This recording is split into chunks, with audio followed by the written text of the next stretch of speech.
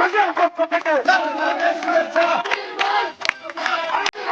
আমরা আর এটা আজকে এখানে যে উদ্বোধন ইঞ্জিনিয়ার সাহেবরা ওনারা অত্যন্ত খুব তৈরি গতিতে আমাদের অনুরোধ শুনেছে। আপনাদের এই আজারে আপনাদের কান্না দীর্ঘ 15 বছর যারা শোনে নাই, 16 বছর যারা শোনে নাই, কিন্তু আজকে ধরেন 2 মাস 3 মাসের মধ্যে আমাদের ইঞ্জিনিয়ার সাহেবরা, প্রকৌশলী সাহেবরা, সরকারি কর্মকর্তারা কিন্তু আপনাদের বলার মতো বললে, এবং তারা তো সরকারি কর্মকর্তা, আপনাদের যে খাজনা দেন ওইখান থেকে বেতনে নেন, কিন্তু তারা তো মানুষ, তারাও তো বোঝে যে এই এলাকায় যে মানুষ আছেন তাদের যে দুঃখ দুর্দশা, কিন্তু এই কথাটা কান্নাকাটিতে তাদের কানে পৌঁছে দিতে হবে, তাদের হৃদয়ে যেন স্পর্শ করে এভাবে বলতে হবে যে বলার মতো হয় নাই, অথবা কেউ বলেনি। তা না হলে এই যে যমুনা দেখছেন এখানে ধুরু করে, এখানে থেকে বহু দূরে ছিল। আমি যখন ছোট ছিলাম এই এলাকায় এসেছি, আমি তো এই বেকারত্বটা দূর করতে হবে, শুধু চাকরি দিয়ে নয়, এখানে ইন্ডাস্ট্রি করতে হবে, ছোটখাটো ইন্ডাস্ট্রি, বড় ইন্ডাস্ট্রি, এগুলি করতে হবে। এই চরে ধুরু করে তো এই চরে জমিগুলি কাজে লাগাইতে হবে, শুধু পানি দিয়ে আসে, পানিগুলো কাজে লাগাইতে হবে। কিভাবে কাজে লাগাইতে হবে? এই বাঁধ, অনেক বড় বাঁধ করতে হবে।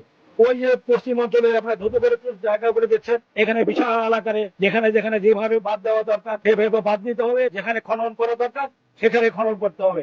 এটা বিশাল প্রকল্প, হয়তো 1000 কোটি টাকা লাগবে, সেগুলির জন্য চেষ্টা করতে হবে।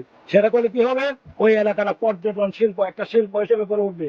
ওইখানে আপনার সন্তানরা চাকরি করতে পারবে। ওখানে এই এলাকা থেকে, বাইরে থেকে, বাংলাদেশ না বাংলাদেশের বিদেশ থেকে এখানে এই দৃশ্য দেখতে আসবে, এখানে হোটেল হবে, এখানে অনেক চাকরি সংস্থান হবে। এখানে হেলথ কেয়ার সেন্টার আমাদের গড়ে তোলা দরকার এই চরের মধ্যে।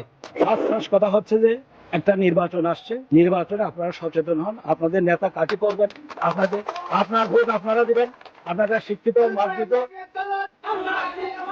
আপনারা যে টাকা পয়সা সরকারে আসে এগুলি পানির মধ্যে চলে যায়, তার মানে অনেকের পকেটে চলে গেছে, হাজার হাজার কোটি বিদেশ চলে গেছে।